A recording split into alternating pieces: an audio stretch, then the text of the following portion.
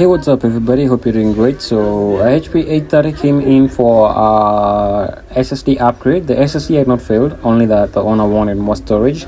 So, we did a 512 GB from the 256 GB that she had, and the job was a success. Just taking out the bottom panel and disconnecting the battery, and a bit of free service for the client as you close up the laptop. See you in the next one.